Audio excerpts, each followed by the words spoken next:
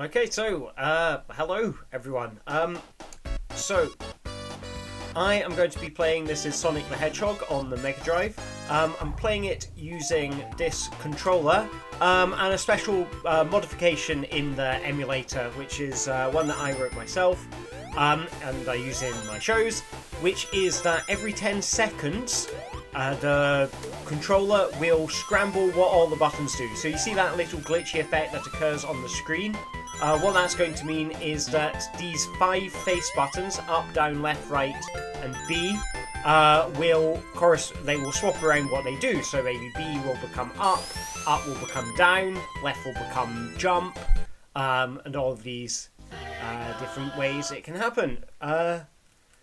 So I guess I shall start the game. Wish me luck. So let's see, what are we starting with? So it looks like up. Okay, up is right and down is jump, and let's just change, so I need to figure them out again. So left and up now. So the original idea for this was something I was doing. I use it as part of one of my stage shows, which I call it's the Scrambled Eggman Show. It's one of the shows that I do. Already losing a first life. So yeah, the Scrambled Eggman Show is one of the shows that I do, these sort of interactive stage shows. We seem to have normal controls right now, and that has just changed. So the Scrambled Eggman Show is an interactive stage show which I've been doing sort of on and off for just over maybe 2 years now, I guess. Well, no, it's end of 2018 I started doing it. And it's made of a series of games, Sonic the Hedgehog games, sort of modified in interesting ways so that they make for an interesting, weird kind of stage show. So there's things like every time Sonic collects the rings, the game Sonic speeds up, or every time you collect a ring, it scrambles some of your... I wish I could get in there, but too slow. Every time you collect a ring, it scrambles some of the data for your opponent's copy of the game. There's another mod which I do, which you have to shout to make Sonic jump. This is quite hard. It's really hard when the buttons are opposite each other. So I kind of feel like these moments where a button is exactly where you expect it to be are these brief moments of kind of clarity. You'll notice that as I hold a button down, oh, that was interesting, and there we go, all that progress, I'm done. Right, so B is right now, and I need to figure out which one's jump. So okay, so this is fairly straightforward. I can hold this button down, and that will have the effect of continuously being the same button. Just when you figure out what everything does, it changes. Okay. So is it down and B? So yeah, in my stage show, one of the things I do is I have a game of a mod of Sonic which involves the audience being given, so 4 volunteers from each team come up to the stage, and each one of them gets 4 buttons, like these big chunky buttons to share between them. And by sharing... So, each one of these buttons does one of the actions. They don't know what action it is until they press it. And they get 30 seconds to try and... It's really quite hard to talk and play this at the same time. I'm really finding this very confusing. Let's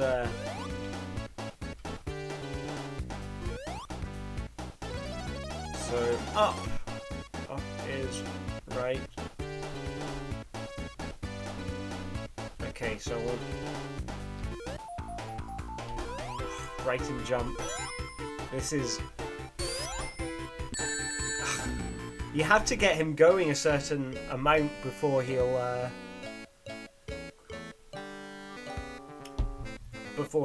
go. So yeah, when you've got 4 people sharing the 4 buttons doing the actions of this controller, and scrambling every 30 seconds. Like, the reason I put it for 30 seconds there is that seems to be the right amount of time for the team to, like, figure out what button everyone's buttons do. Figure out what everyone's buttons do. Make a little bit of progress, and then have it all shuffle again, and the chaos start again. Seeing as it's just me, when I was, like, playing around, kind of just trying to get the video working, I realised that 30 seconds is actually, like, once you've figured it out what the buttons do, it's quite a long time. So I decided to make it a little bit harder for myself by giving myself only 10 seconds between the buttons changing. And it's amazing how much more difficult it makes it. Alright, what have we got now? Right and...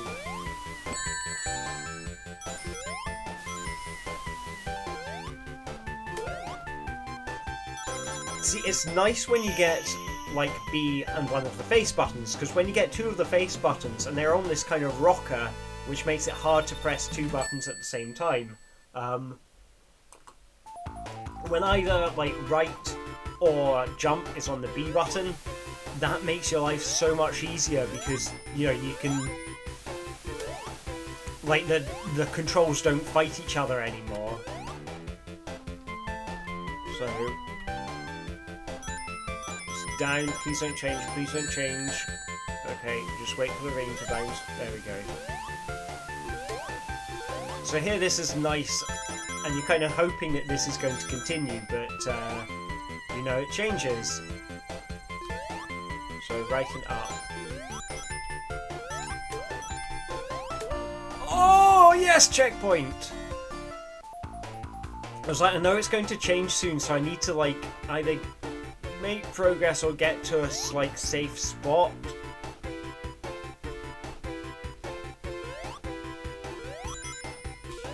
Before... There we go.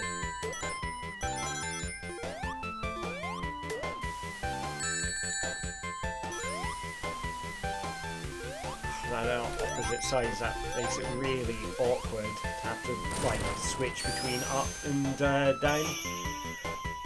But yeah, you'll notice that when they all scramble, if I'm holding down a button, that input will continue being that input. So if I'm holding down to go right, as long as I keep on holding that, Sonic's going to continue going right. But once I let it go, that control is going to be whatever it changed to. So...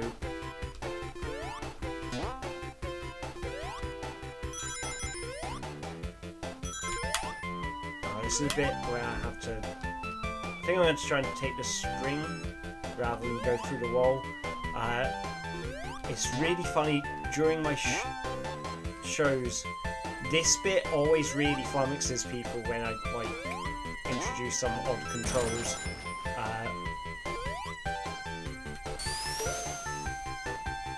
Because, like, figuring out how to spin through the wall is kind of complicated sometimes, and these seem to be... for the shortest time they were normal controls. Let's see. I want to get the checkpoint. I really want that checkpoint. There we go.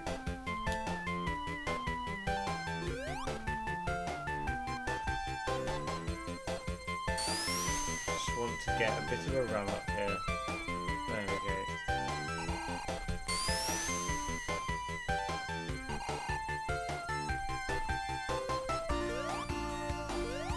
I just forget that and go up here.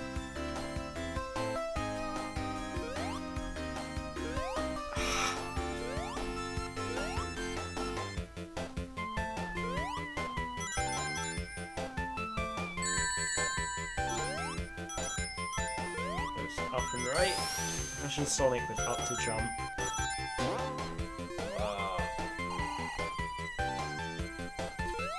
Okay, so B is jump now. Let's up and B. Let's... Ah, nasty.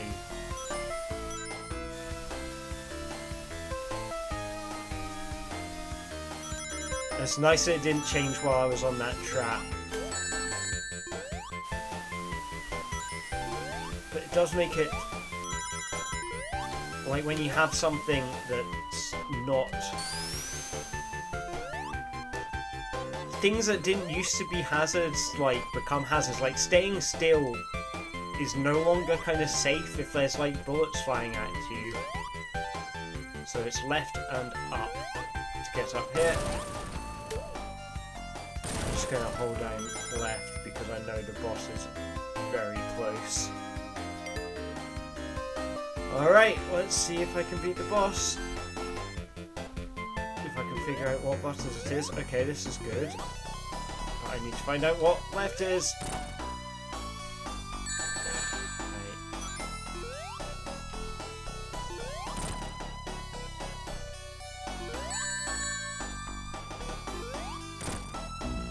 God, you really need to use those... Alright, let's see if I can go left and get some rings before this.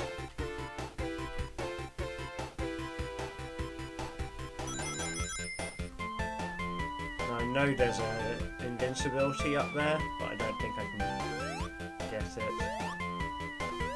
But you really need to use those bits at the bottom right.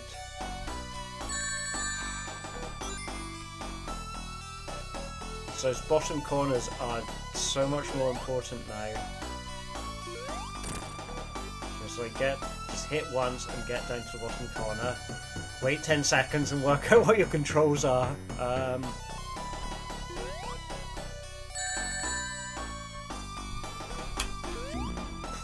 That's hard.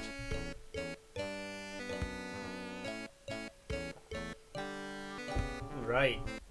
I'm gonna figure out the strategy for this. Let's have another go from the top, see how I do.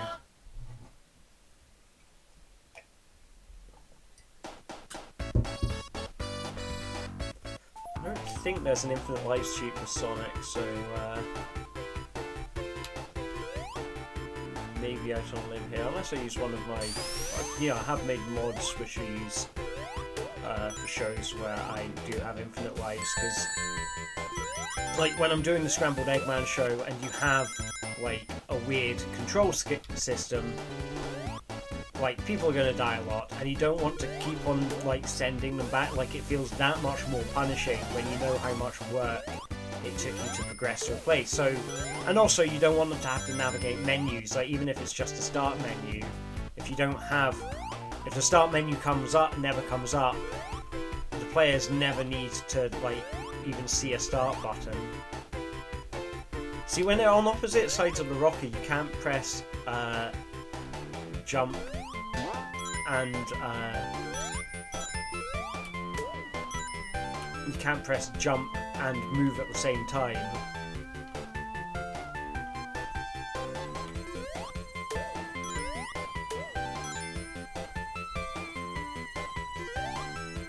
So it's up and down. You have to do this really awkward action, like you have to decide basically to take your foot off the accelerator every time you might want to jump.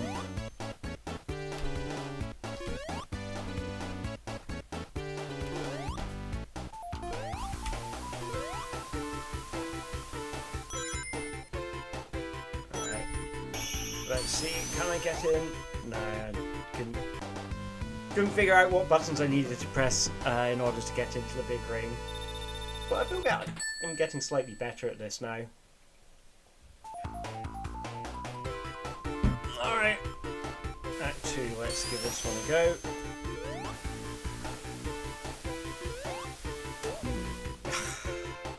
Right, that's a life wasted.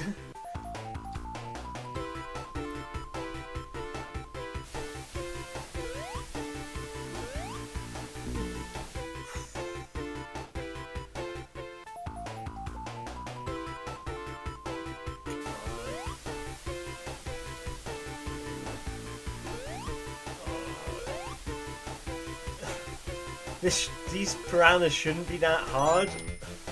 And it's because you come in having no rings, so you can't make a mistake.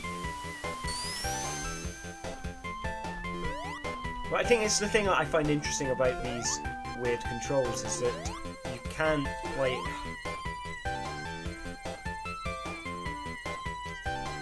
They change bits that weren't of the game that weren't intended to be difficult become difficult, and I think that's kind of cool because it transforms the game into something that it wasn't designed to be. Let's try and find right, and we're just going to hold down. Right, oh, I need to get over here.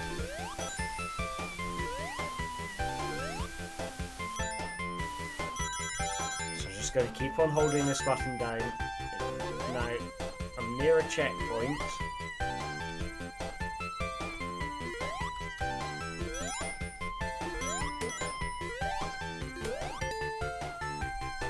I've got room to let it do that, and then try and figure out what's the next way.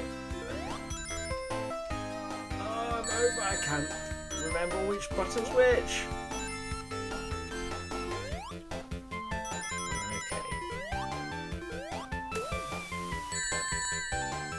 If you figure it out early, you find yourself going, okay, I really want to just capitalise on this. Alright, another act clear. Well, same act again. Right,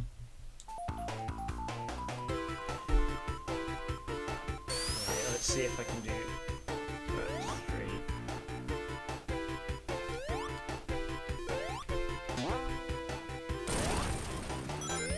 So it's still just...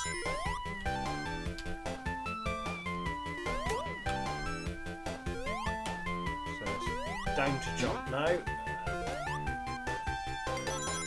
I'm also finding myself pressing, like, if I figure out what jump is, I will jump everywhere just for the protection of it. Okay, that's a kind of cool effect. That I don't think that's come out of me glitch. I think that's always there in the game. I wonder if that's in the cartridge or if that's just something coming out of the emulator. Alright. Let's... Ooh, that's a freebie.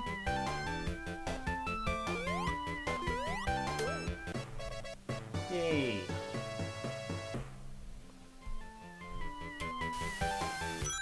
I'm just going to run across as fast as I can, I think.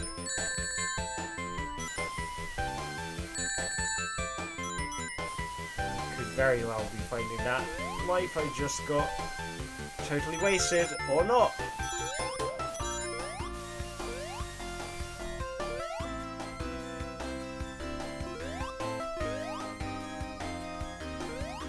So there we go. Oh. Just writing up now. Just going to hold it down. No, that was a bad idea.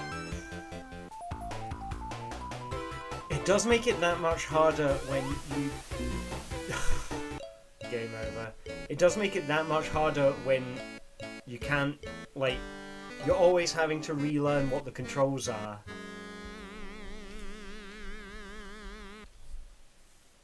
I wonder if that says something.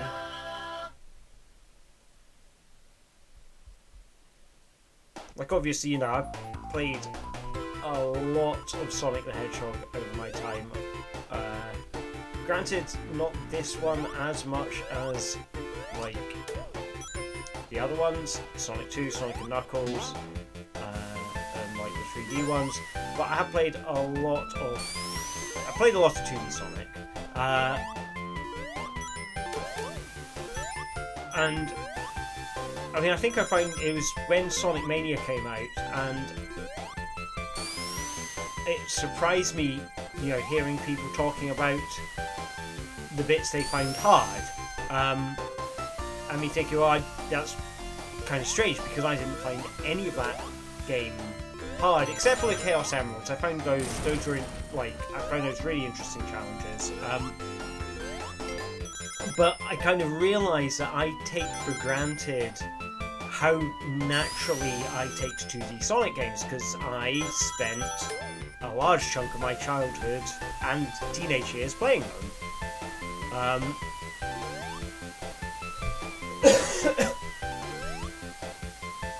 So like there's this learning curve that isn't there for me, and it's sort of, I guess in some ways what I'm doing is now putting the learning curve back in, because I can't rely on my knowledge, like I can rely on my knowledge of certain things about this game, but not how to play it, if you know what I mean. Like, you know,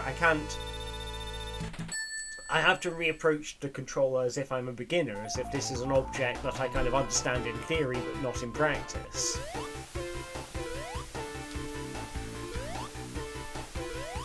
So it's left and up. No.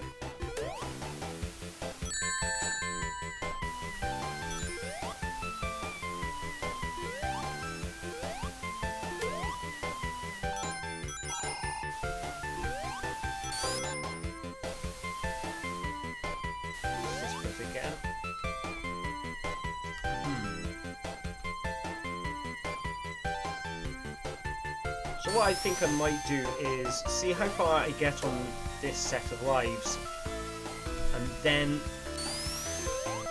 I put infinite lives in, because otherwise it's going to be frustrating being stuck on the same bits all the time. Right, just go to the right, go to the right. Okay, it's down and jump. It's alright. Opposite sides of the rocker again.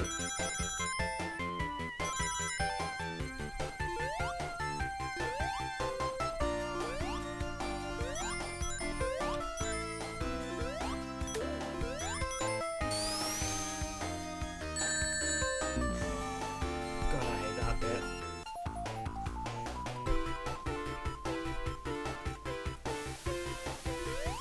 It does get that much more difficult. So I feel like at some point I was starting to get into a rhythm, and that rhythm has just totally gone now.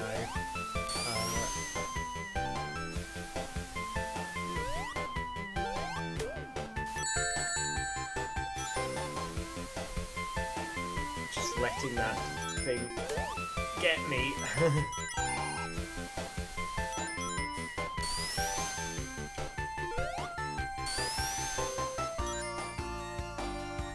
It's like you have 10 seconds to figure out the controls, or you get a lucky roll with the controls. Like that. That's a lucky roll, and you only get to enjoy that for 10 seconds.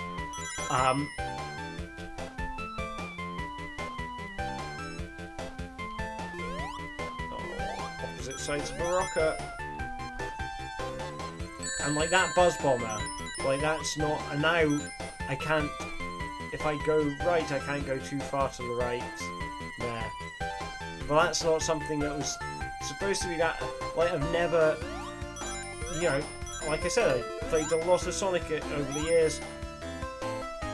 Usually never have to worry about the bullets from buzz bombers and, you know, things like that. Like there's certain things that you know are hazards, but I usually find myself so, like, at a point, you know, I will get those bad guys faster than they will be able to shoot, so the fact that they shoot bullets at you is kind of academic.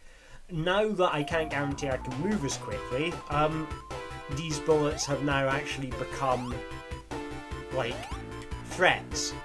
And there's this knowledge that they, you know, because they are being fired at me, I need to figure out how to safely get out of the way before it shoots.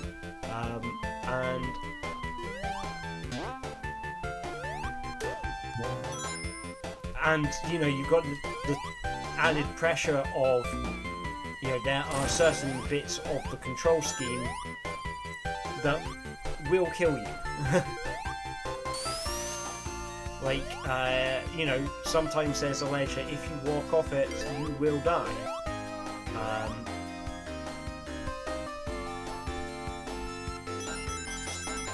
I wanted to go up there, but I don't think that's going to happen. Oh, there's the extra life up there. So, then back from whence I came. Right. Come on. Ah! Just when I thought I'd figured out what the buttons were, they all change.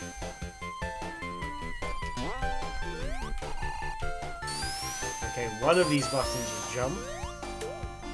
Oh, I did not know that was there.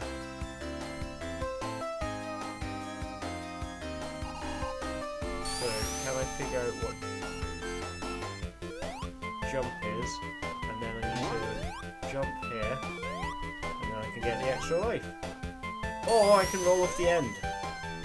It's an interesting choice. Okay, so left is... Okay, right is jump now.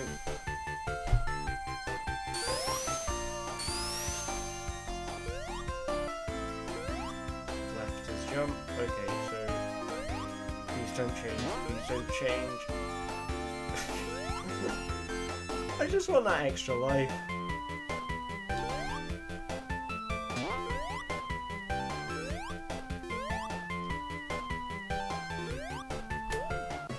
Yay, finally. Okay.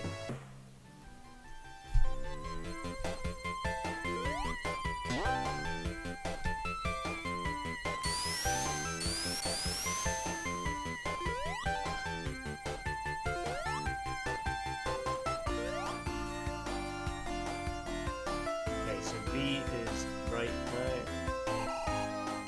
I'm just going to hold that down. Okay, left is run, up is jump. Come on, yes! That bit.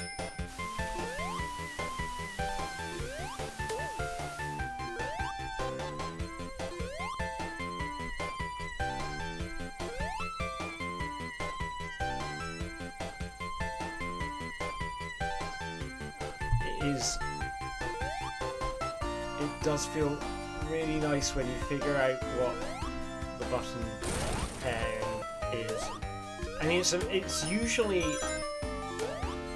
right and down is what I'm looking for, which, I mean, when I run this game in the stage show, that's like, you know, and they're using 4 big chunky buttons, like that's... This boss is impossible.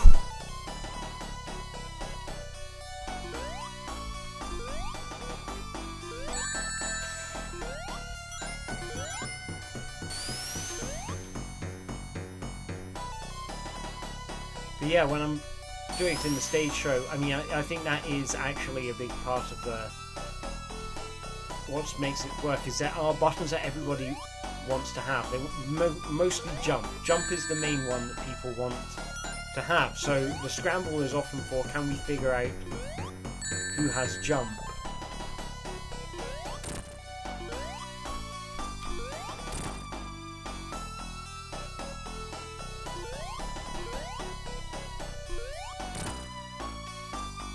I feel like I'm maybe speaking too soon.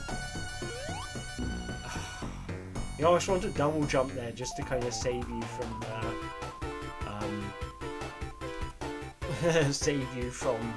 you know, when you jump and you didn't want to.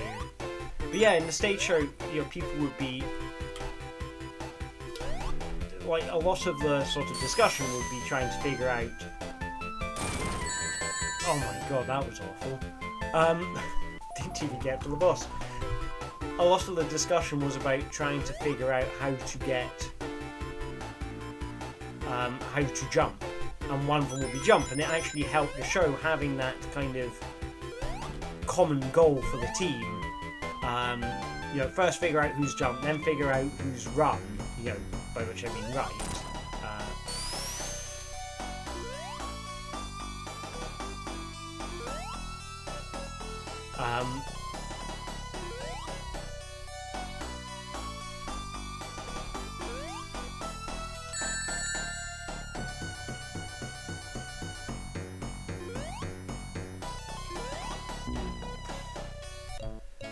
So yeah, they find themselves trying to figure out, you know, first who was jump, then who was right, and that kind of gave a kind of direction to figuring out which button did what. I think that's quite useful for creating a sense of momentum and making the challenge feel kind of mountable. I guess what's interesting is I'm doing the same kind of thing here, but instead of trying to figure out, but instead of having 4 buttons to try and figure out my way between, I've got 5 buttons because I added up. So it's up, down, left, right, and jump. Whereas in the stage show, it's left, right, down, and jump. I keep on mentioning a stage show, and then getting sidetracked because it was hard to kind of talk about the game and play it at the same time. So one thing I do, so I do a couple of interactive stage shows where I get people to play video games on stage. So the main one's called The Incredible Playable Show, and it's all made using these kind of custom controller games that I've built. So games that are played using barcode scanners or swimming pool inflatables, all connected up to computers. And a show which I kind of created, I mean, it sort of came out of a German festival called Play in Hamburg. And I kind of made it for them as part of the kind of prize giving for the awards that year, and then enjoyed doing it so much I thought, well, I want to see, can I make a full hour-length show out of this, not really for any purpose other than because I enjoy doing that stuff. And what it was it's called the Scrambled Eggman Show. I dress up as Dr. Eggman, or Dr. Robotnik if you prefer, and I get people to play these interactive I get them to play a selection of Sonic the Hedgehog games with kind of strange modifications. So the first one is it's Sonic 1, but every time Sonic collects a ring, he gets faster. And he gets faster and faster to kind of ridiculous extents where he can kind of, vault over the entire level and things like that. Then there's Sonic 2, 2 people playing at the same time. Every time they collect a ring, it writes random data into their opponent's copy of the game, which I can do because I'm using emulators, and I kind of wrote in this kind of networking logic to modify the games as they're being played for that. There's another one where the players can't make Sonic jump, so the audience needs to shout jump in order to make Sonic jump. And then the final one is the one similar to this set of controls. So it's 4 buttons, red, yellow, green and blue, are shared between a team, and I've got 2 teams competing at the same time. They have to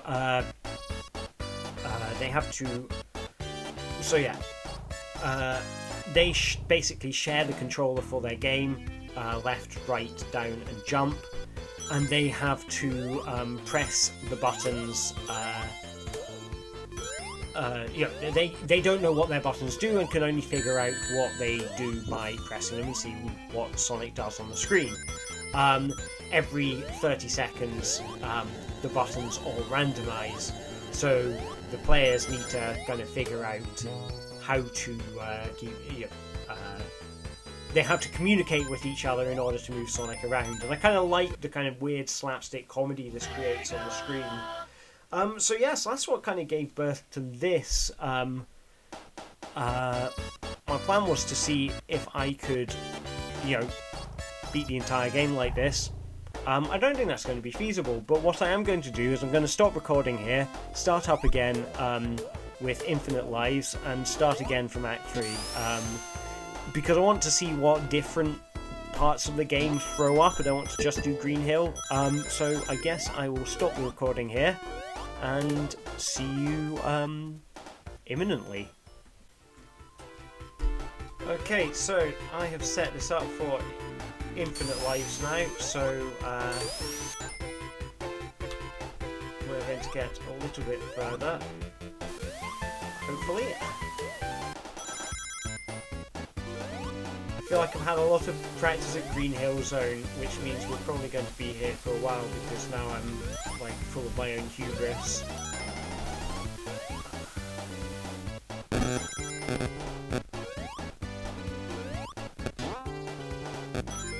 So again, we've got jump and move on the same controls there, so that's good.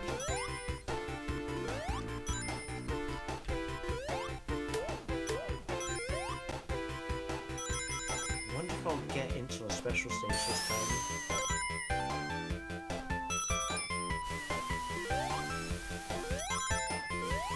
Worked out quite convenient, it's giving me... Yes! I'm in the special stage. Good stuff. Pretty happy with that. Alright, what's the chances? I mean, if I get the Chaos Emerald here, I will be amazed. But realistically speaking, there's not a lot of movement to be done here. I think the emulator's broken. This may actually be down to some of the modding stuff. So, yeah, I'm afraid that's going to have to be a reset. Ah, well. That's life sometimes, I suppose. So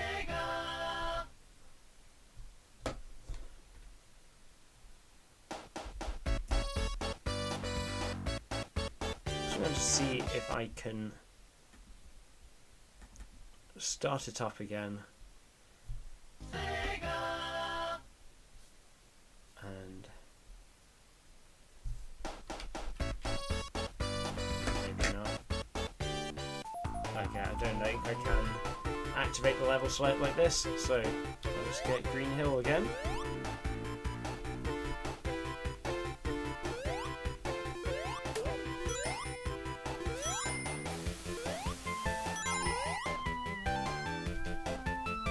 Do I have...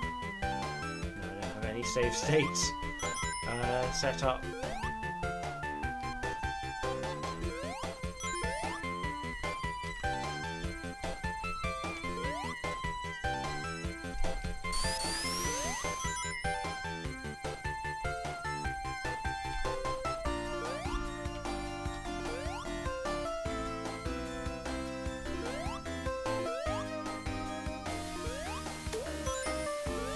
So, if I can just keep on holding down the B button, and then I only need to worry about what jump is, but jump became the B button, so that plan did not work, but it was close to a working plan.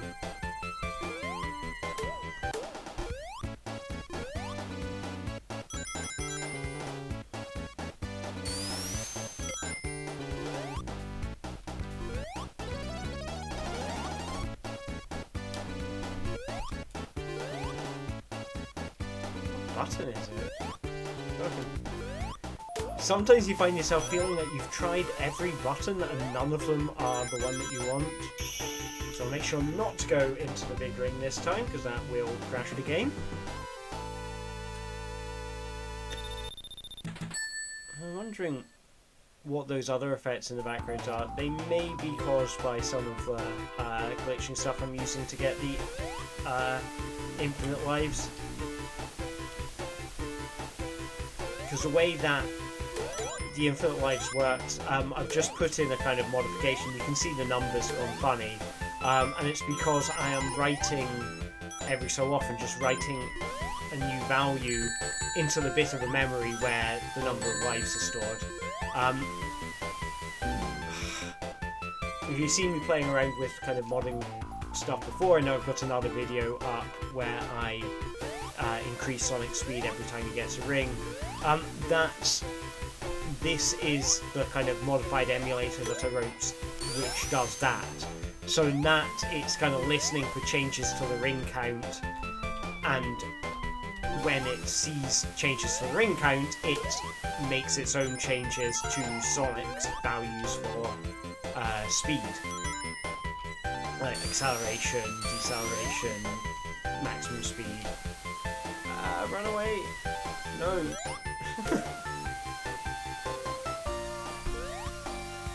Never actually found one of those enemies threatening before.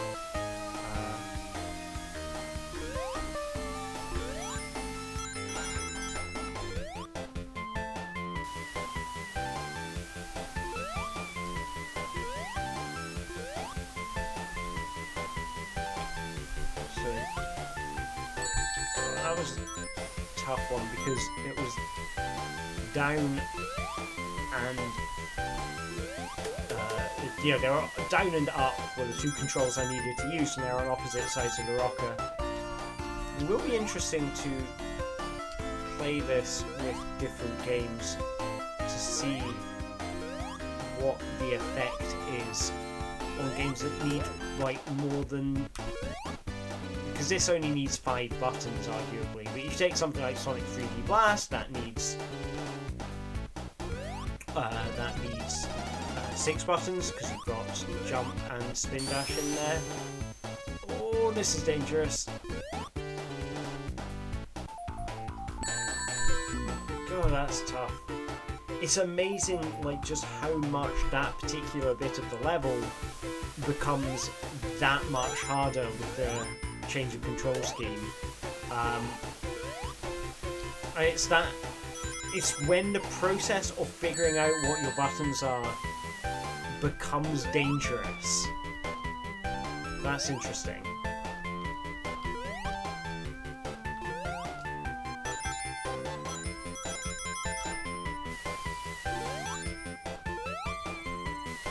So I need to find out that is left, and then which one is right. Right is right. So I can just hold that down until I get to the top. And right. Okay, so it's down now. Hold down, down, and as soon as it gets to the top, it changes. So right and up. I'm finding myself needing to jump just to protect myself because you know that you're likely to run into something.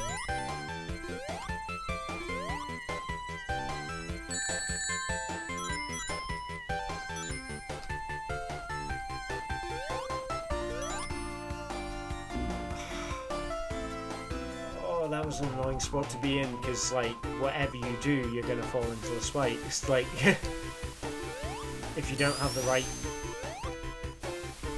If you press the button that turns out to be right, then you end up going in a bad direction. If you press the button that turns out to be left, you go into a bad direction. Only up and down are safe. And jump.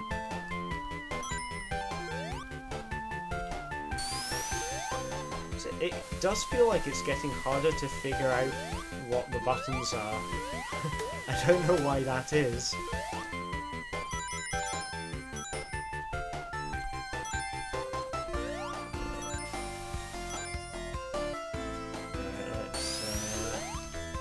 All I need to do is find a button that will take me to the right. Maybe I should just have a system for figuring out which button is which. B, right, up.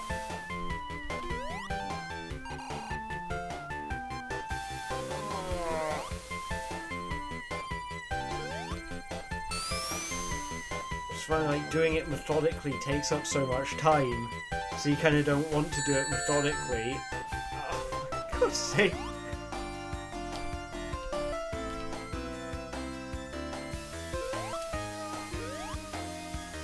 It's like I knew that B was the button I wanted to press, so...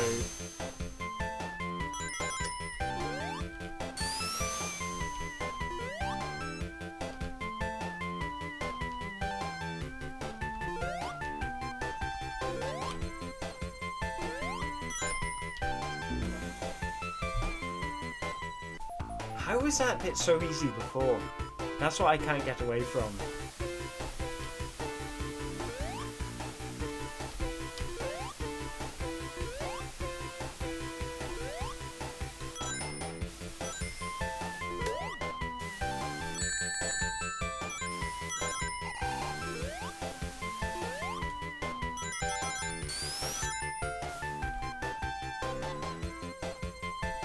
So again, figure out what right is, and up was jump there. That's good. And then just, I can't get the thing, so now I've got to worry about the piranhas. I need to find out how to jump over the piranhas. Just so I figured out what the buttons are, they all changed. Okay, that's cool. I can get rings. That's safe. And now we get onto the very hard section.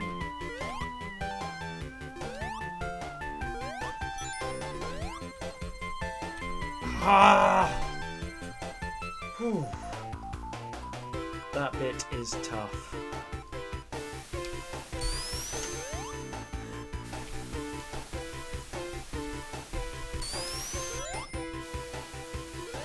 I wonder if one day, like, if I keep on doing this every day, I'll eventually get good at this.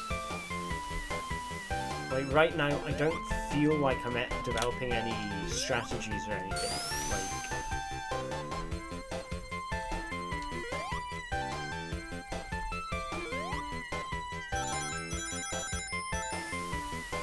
I don't feel like I'm kind of coming up with new approaches to solving like these problems and kind of throwing myself at them at the moment.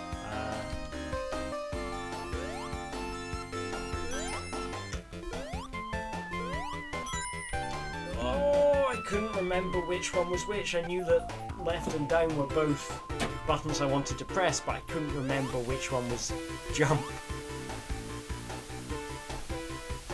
It's amazing how much of a difference that makes.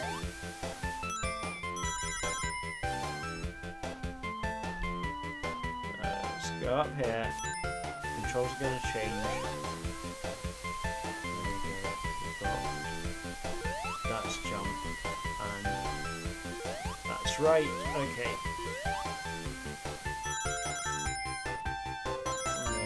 Over to the big scary vault. So it's up is right.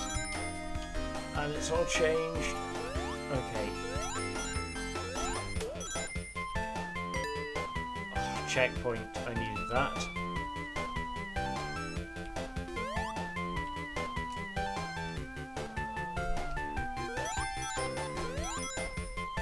It's funny, like there are certain moments where I find myself needing to grip the controller differently because you need to make these kind of very precise, timed, go right a little bit, and then jump kind of moments.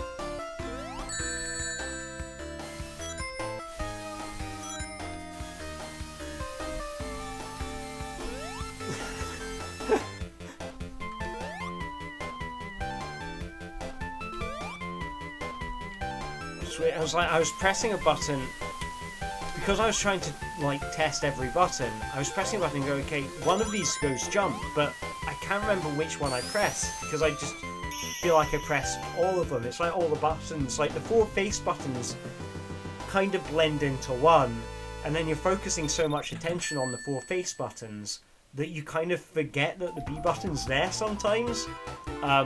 So it kind of, you get slower figuring it out almost.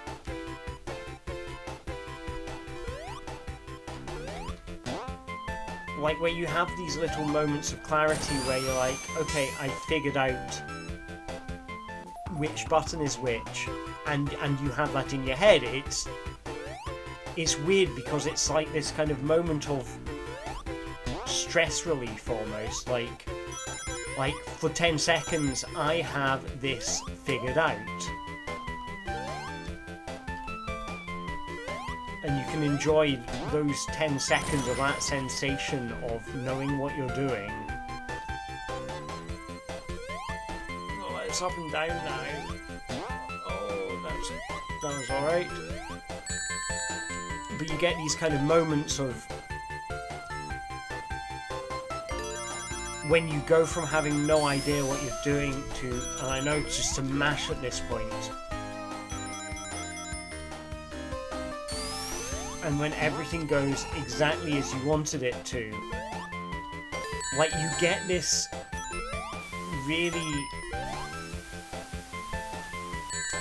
pleasant sensation of control where you used to have none. Like there, like I felt like I very quickly figured out which button was which, and I got to feel the satisfaction of being smart flat, as if I just instinctively knew what those two buttons are. Like, of course, left is jump. Like, and it feels like, yes, that is the way it has always been. In a way, it's. I know once you get the measure of it, like for those 10 seconds, that feel like you feel like you're no longer thinking, and I think that's the big difference between this and playing with a controller normally, is that, or at least, you know, for me now, it's like what I was saying about having played a lot of Sonic in my life. Like when I started playing video games and I was, you know, 5 years old, I didn't know how to. I had to keep on looking at the controller to see what I was pushing. I had to really think about it. I had to expend a lot of mental energy. And now I'm not having to do that, and this mod is throwing me into situations where I do have to make those kind of thoughts, and I am constantly trying to figure out how to use this device.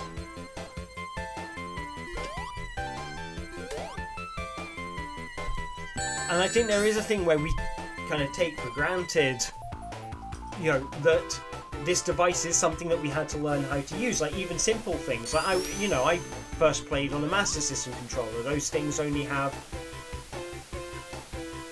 4 directions and 2 buttons, and I had to look at it to figure out what it was doing. And I think a lot of us, you know, work in games or who play a lot of games.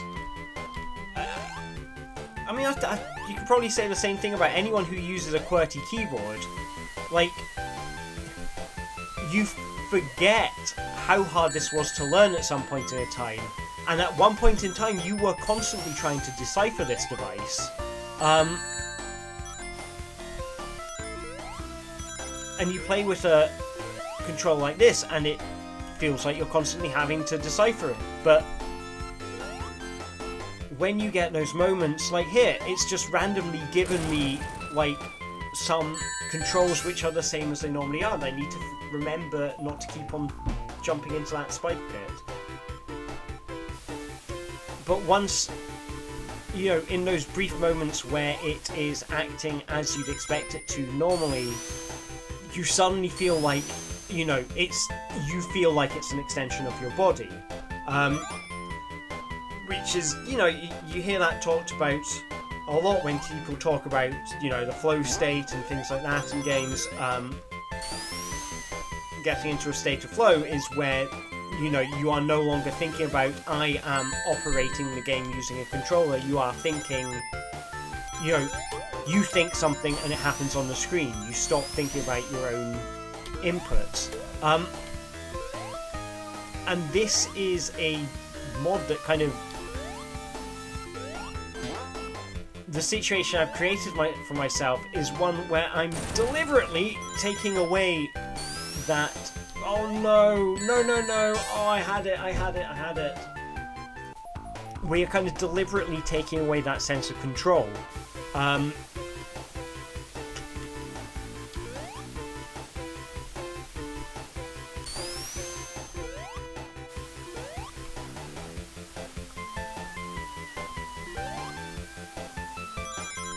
it's a really weird sensation, something ceasing to be in that sort of, this is a part of my body kind of fluency, and then reappearing with that fluency, and how,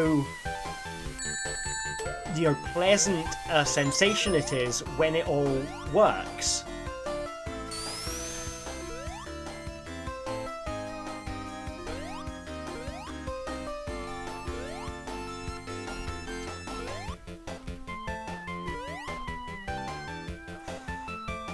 As soon as I figure out what to do, you know it's going to change controls, and you need to run up to get there. Like, because I feel like I'm doing so much thinking right now.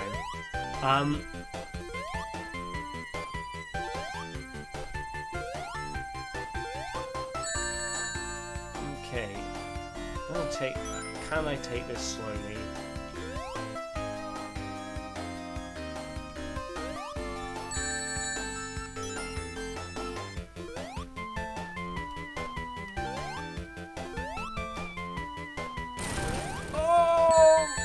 Yes, yes, yes! Come on! No, no, no, no, no, no, no. Oh, that was a scary one. Oh no, the buzz bomb is gonna come back. Checkpoint, checkpoint. Okay, good. So there's a checkpoint here. And now I'm going to die against the boss, but let's see if I can do it.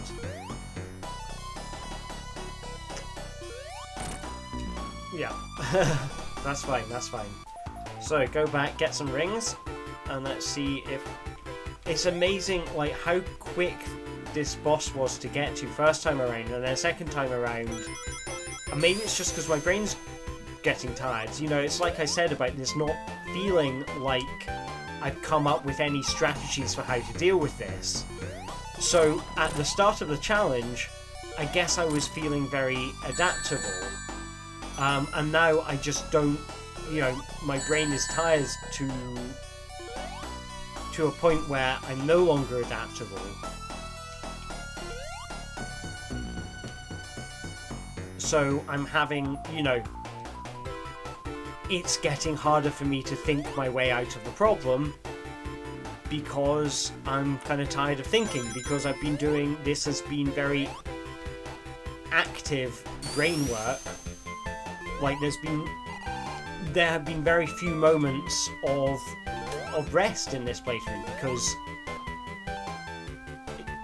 yeah, I'm constantly having to think, what are my controls now? What are my controls now? It's very kind of intense.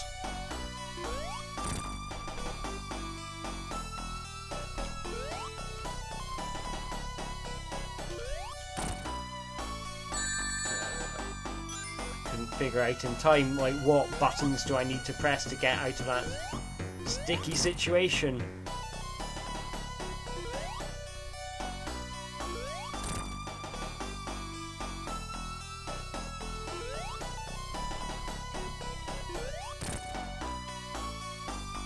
See, I feel like with this particular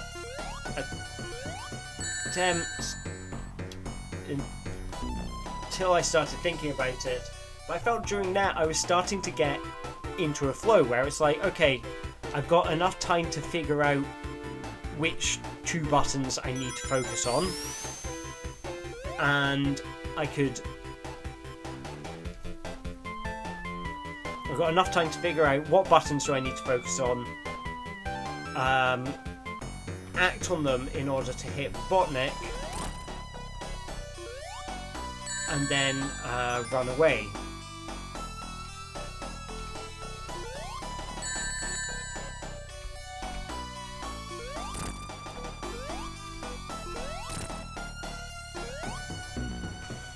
I really wanted to get into that corner, but didn't know which buttons to press.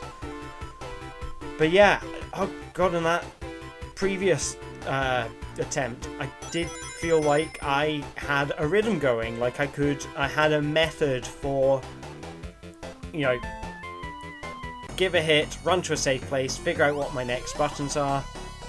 I mean, how much of that was actually just chance? How much of it was just that it happened, and there's my signal to start testing. And wait for a signal. No, the timing's wrong. Okay, now I can start testing.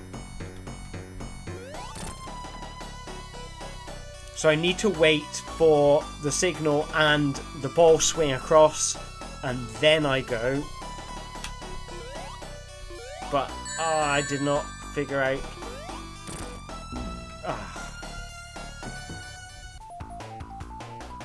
And of course, like, the swinging of the ball is not in sync with the changing of the controls. So the changing of the controls is happening every 10 seconds.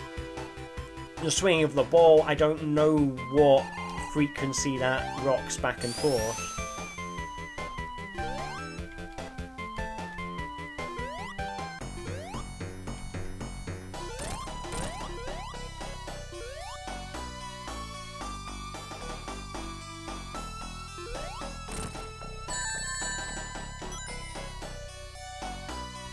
So, and now is safe to test. Oh, that was easy. You get it on. Because the thing is, when you figure out what the buttons are on your first try, it's down or left. When you figure out what the buttons are on your first try, it feels like, you know, you did that because you knew, not because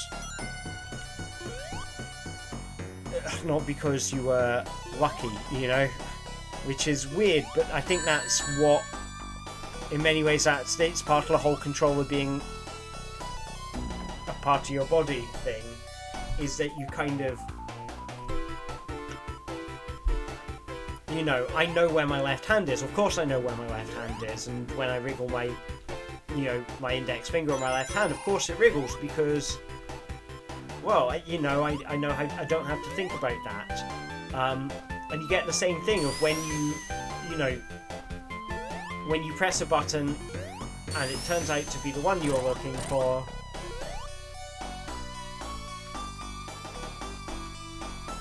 you feel like, you know, you feel like you got there because you were smart, not because you were lucky. And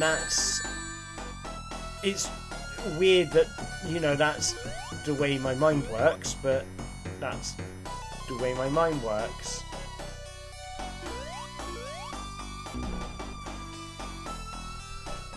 God, this is hard.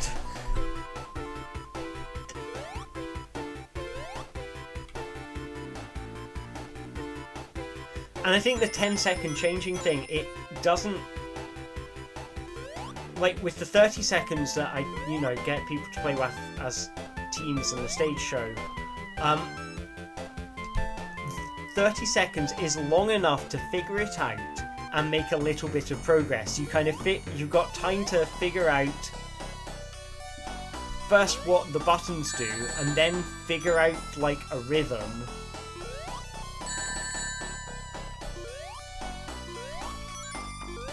Oh, I feel lucky getting that one. Just stand still.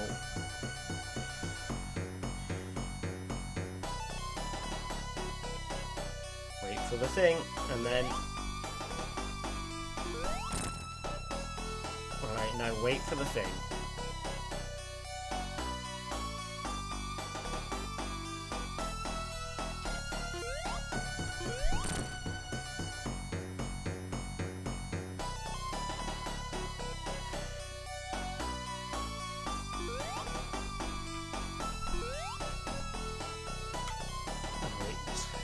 Again. No,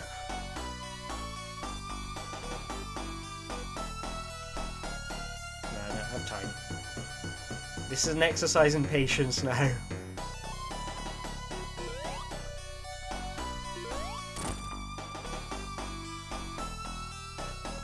And then wait for it to shuffle, and then the ball comes over, and now it's safe to test.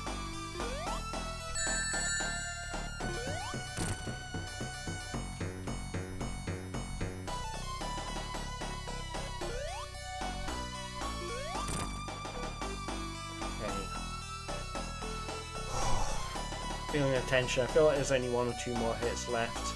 I'm going to wait a bit longer.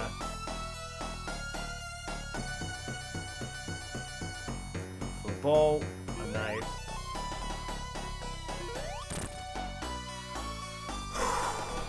Keep on being patient, keep on being patient. And then, no, wait for the next one. So I've got lots of time.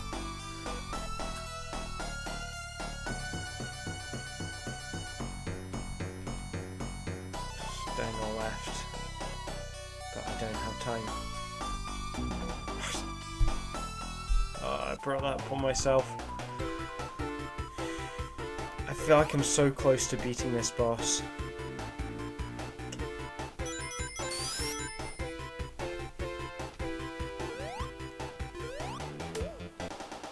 Oh! Did I know that was there? Alright.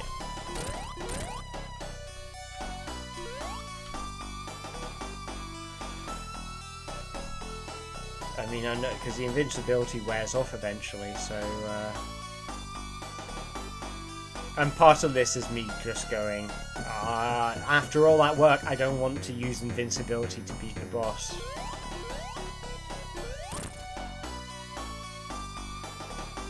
So wait for the shift, and then his next swing, and now it's safe.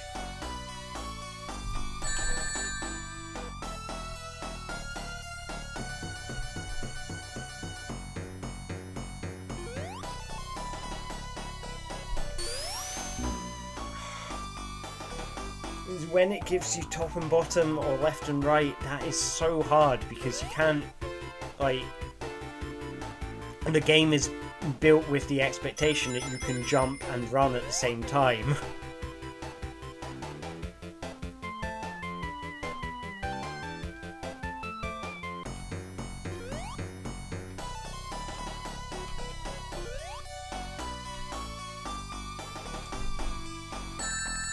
Just totally got messed up in my brain there, like, to relax the shoulders.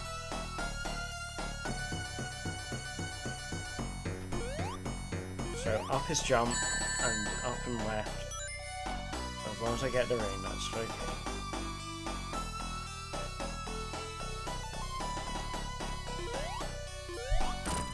Up and left. Oh! Wait for it.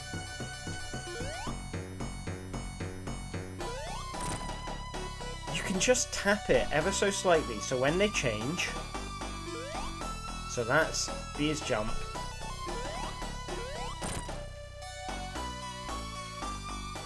So as soon as the shift happens, just say it's that.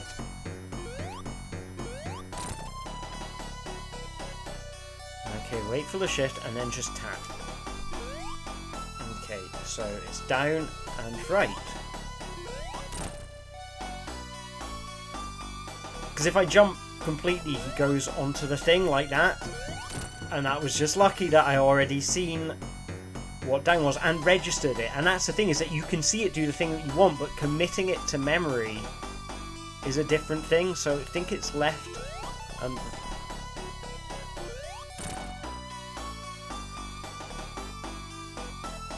like committing, you see him jump when you press up, but then you're like, wait, which button did I press? And you know, like, so the challenge of figuring out what the buttons do, then committing that to memory. Like, I remembered that down was jump there, and then totally forgot which button moved Sonic left. It does feel nice to beat Robotnik there. And now I've got to get onto this thing. There we go. Oh, that was a bigger challenge than I was expecting it to be. I'm going to take a little break there. Create a save state so I can get back to Marble Zone. So we left off in Marble Zone. Now, I don't know, I think this is going to be interesting because, like, in the level design of Sonic 1, and again, I kind of know this from using the game in my shows and seeing them played, you know, with odd controllers by people who've not used the odd controllers before, or maybe not even played Sonic before. There is this big, you know, shift between Marble Zone and, you know, between Green Hill and Marble Zone. So in Marble Zone you have this, like, it becomes that much harder because it's almost like Green Hill isn't really designed with traps. Like, there's a couple of traps, but it's not really about traps. Marble Zone, I mean, you can already see it with these lava pits, with the things jumping out to get me. It's full of traps.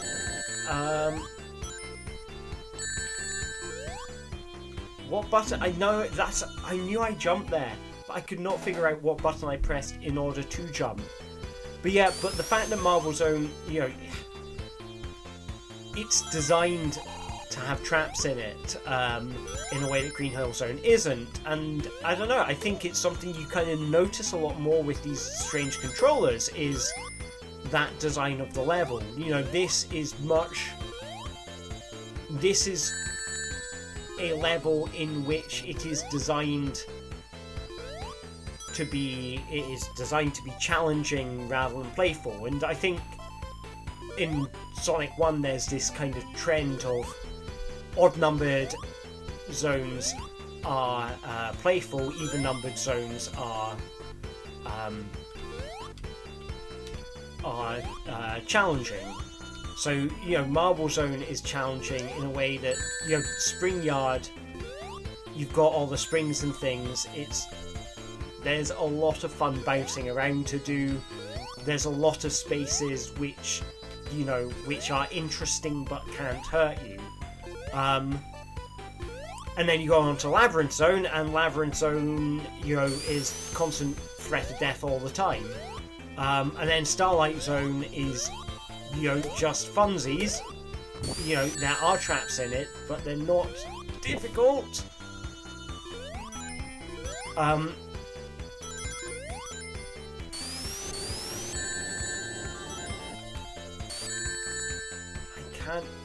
Oh god, this is hard. Starlight Zone, you know, is not massively involved, and then, you know, Scrap Brain Zone is massively involved. I don't know, you kind of see it. There is a difference between. It's like, you know, Marble Zone is more designed in a way. I mean, you know, they're all designed, but there's a difference between the kind of playground-like design of Green Hill. It's lends itself quite nicely to weird controller experiments, and then the challenges of Marble Zone, which put you in a completely different headspace, because now you have a specific thing. Like there is an idea of, you know, what it means to get this wrong.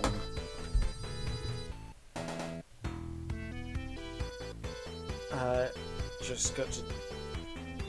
Messages just come through, I need to check.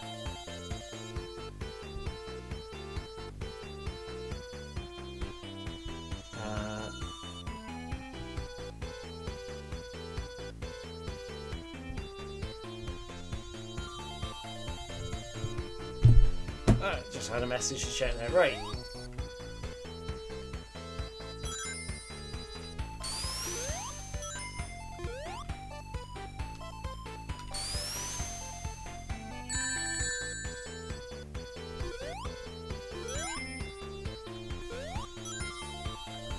Yeah, I was thinking about during the break how over the, you know, course of an hour, none of this has started to feel natural. None of this I have started to feel like I have a sense of, you know, an increasing level of control over it. You know, and in many ways I think it's telling that, you know, it took me longer to get through Act 2 after several playthroughs than it did after just the one. Right, so I think I just need to... Oh no, the button's changed. I don't know which... Okay. Oh, I didn't know which one was jump. Yeah, there's no... I was expecting to figure out kind of strategies and, you know, I'll figure out how to get through this.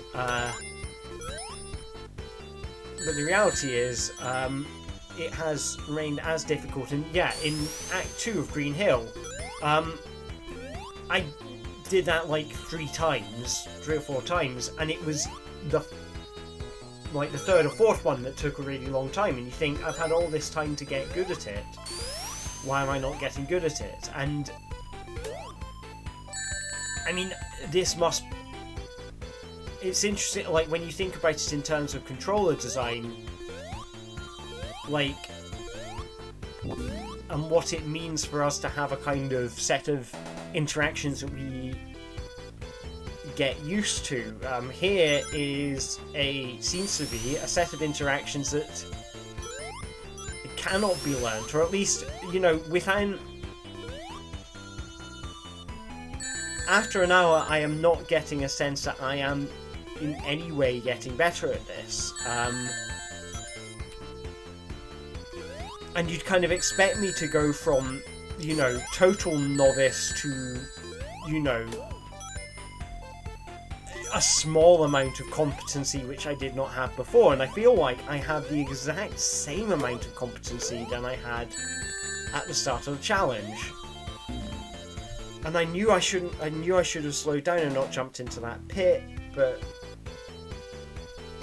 because I knew that the controls would scupper me, and maybe I'm just being stubborn. Maybe there are things that I can do better, you know, play more patiently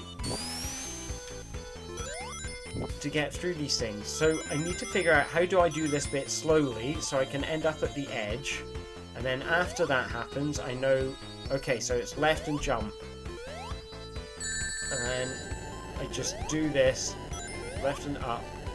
I can do that in one go, and I do it in one go because I take it slowly, and that's just got to be what I do from here, is just take it slowly. I mean, this bit, okay, down and up, and it's changed.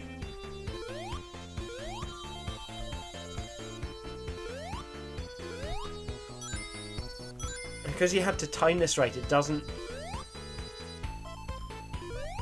You need to know exactly what two buttons you're going to press on, like, when the pipes are on their way up. Otherwise, you're just gonna miss them. Like, if that changed while I was in there, I would have been stuffed. I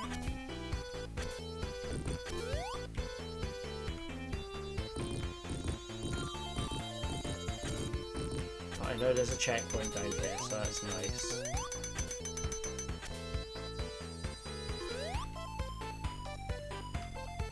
If I can get down there.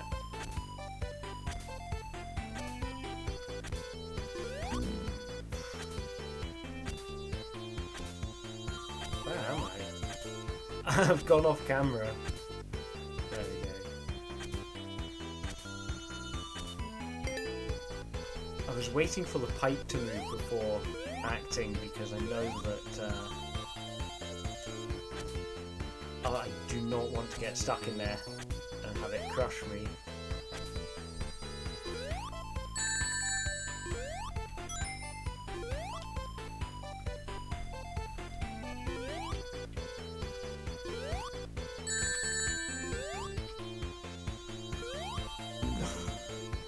See, one of the things I like about Sonic is that it does give you a certain amount of opportunity to get stuff wrong. Again, it's something that makes it really good for playing, you know, using custom controllers and glitches and things. But now we've got these lava pits, and there's only so much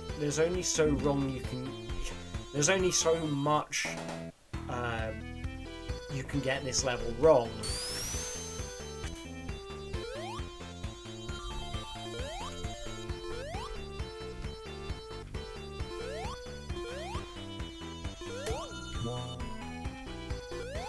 So that lava pit is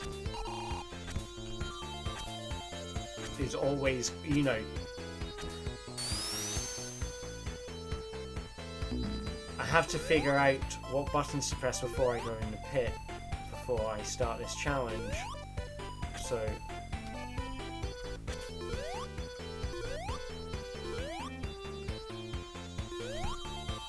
oh, that was nasty.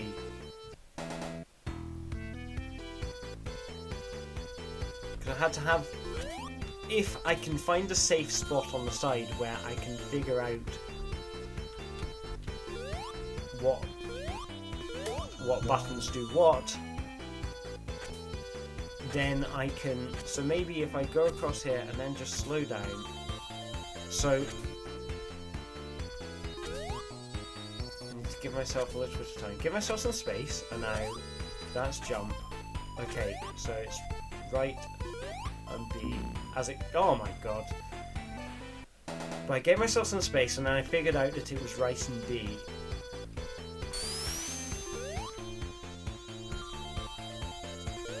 You see, I tried all of them, and I seen that one of them was jump, and I just could not recall it. And it's like the whole process of experimenting to find out what your buttons are. See, I'd pressed down, but I'd forgotten it was down, and you know, you need to keep these in recall, because otherwise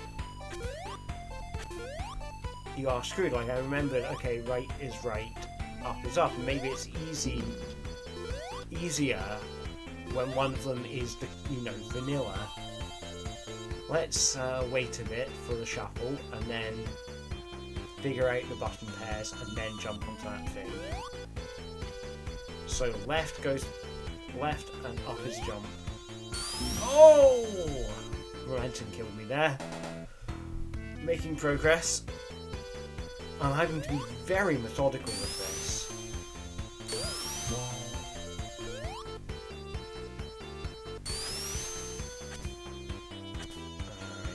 I'm glad there's a shield there, because this would be nightmarish without it.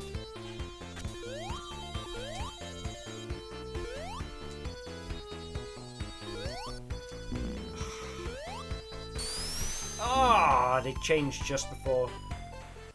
Maybe I just have to, you know, that last island of 3 is as far as I can get before the controls change, so I just have to accept that.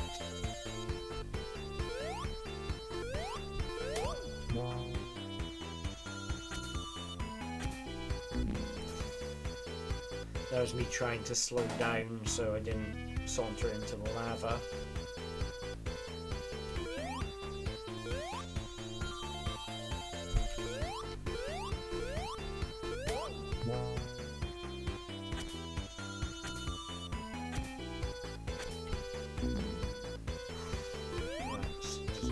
Well, no. Because you also want to slow yourself down, and then because if you end up too close to the edge, you fall in. Alright,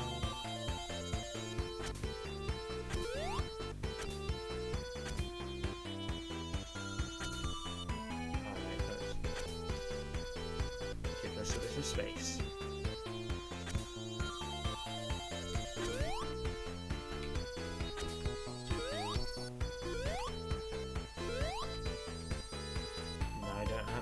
So I'm just going to wait.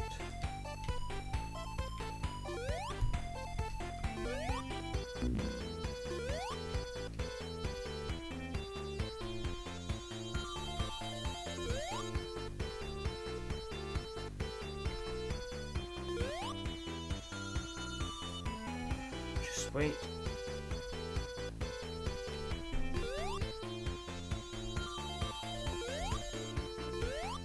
Oh, so close!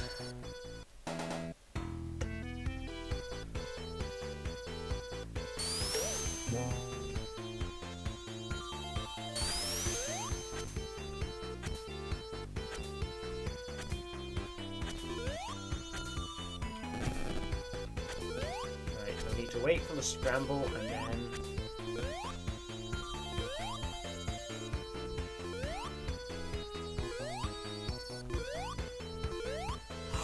I did it all in one go!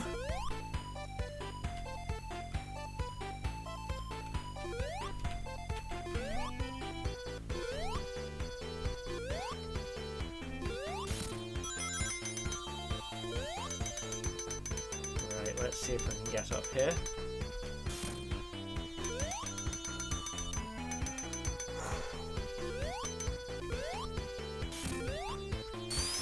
And I need to get out of here before it crushes me.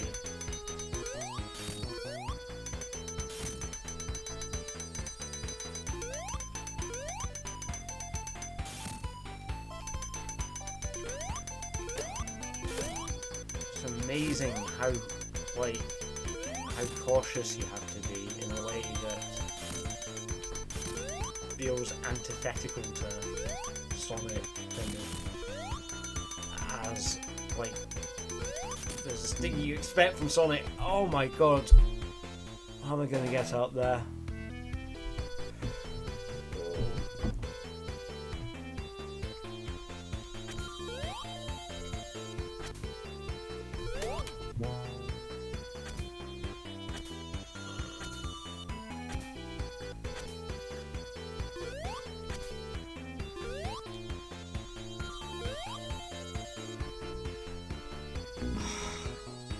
What I was doing wrong there. Had to be patient. It's that once you've got it once, you kind of feel, okay, yeah, I can do this now. I can do this now. Come on. Okay, so here I go, slowing down naturally.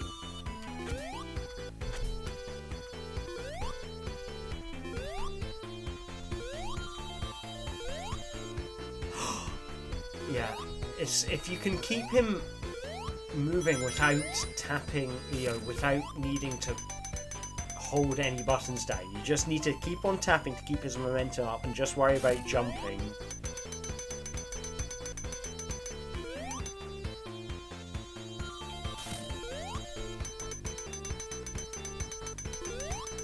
So, I need to jump and go to the right, and then I need to go left before it crushes me.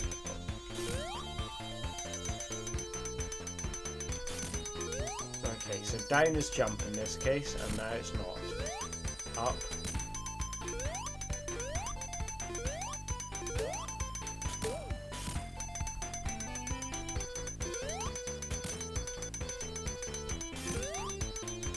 Okay, and... I did it!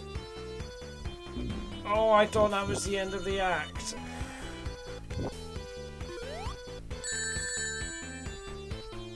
No! Oh! I got so far. I got so far there.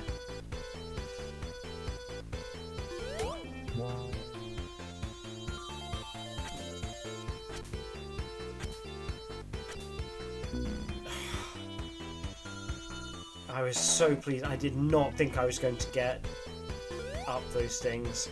So let's see. Can I get... I really want to get to the end of Act 1. That would be lovely. If I can get to the end of Marble Zone Act 1, that would be ideal. So wait for the thing.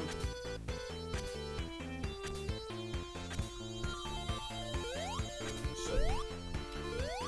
No.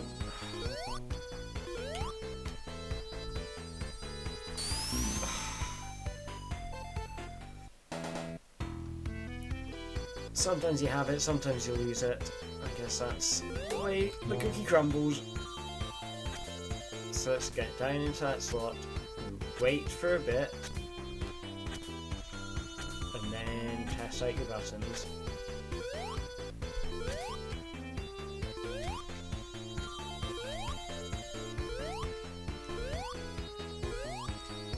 And we're through!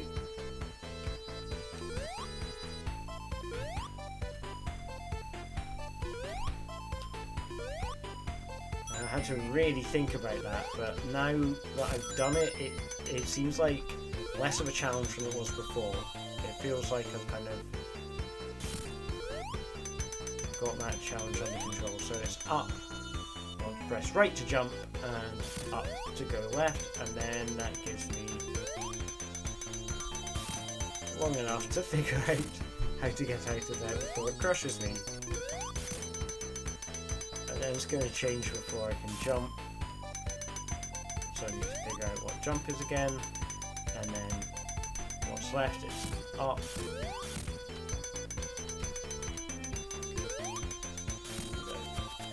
Oh no, no, no, no, no. Come on.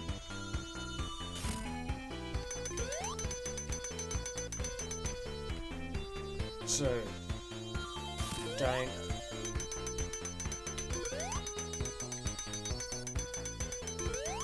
Fortunately, in that bit, you kind of have enough time to figure it out.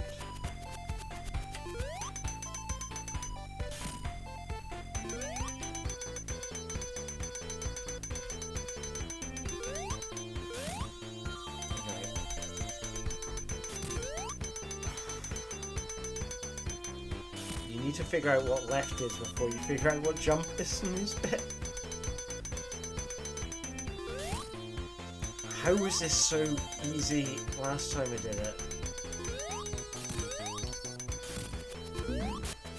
Ah, that... No! There goes my shield.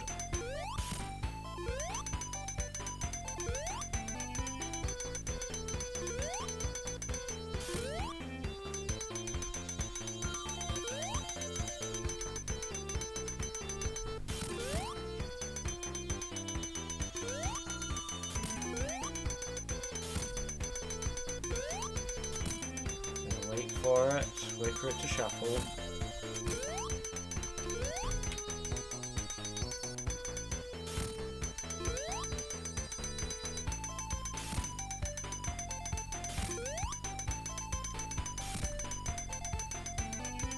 So it's down to jump. And up to go left.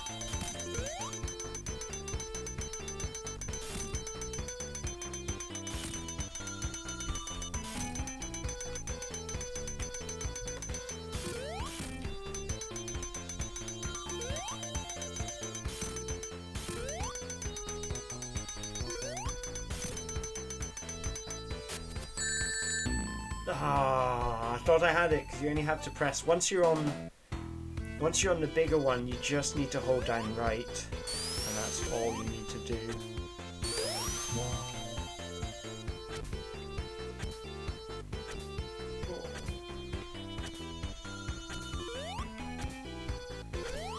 Let's keep this going.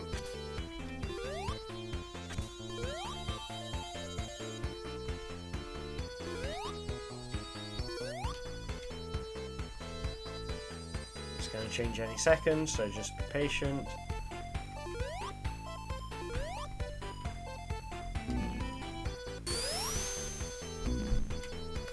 Yeah, that was tough. It's up and down again.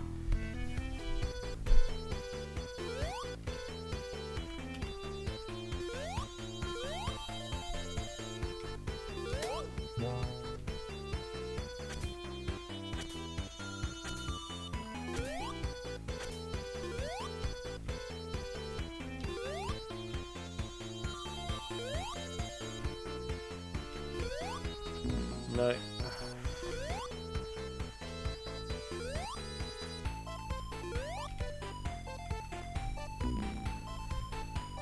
Oh, I feel like I've gone from like I'd figured that bit out to just no, and it's weird. Like you'd think maybe it would be second nature by now. But I think this happened in Green Hill Zone Act 2. You know, I reached a point where I was like, I can't figure this out anymore. And it's almost like I needed, maybe it is having fresh eyes when you approach the challenge is actually a big part of what it makes it doable.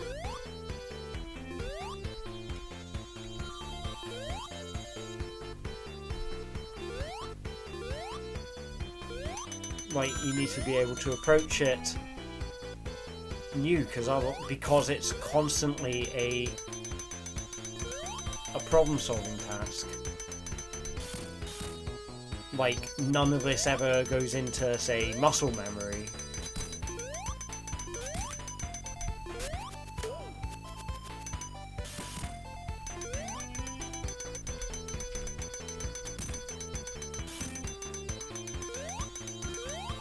Okay, let's see if I can get into the end of the level from here.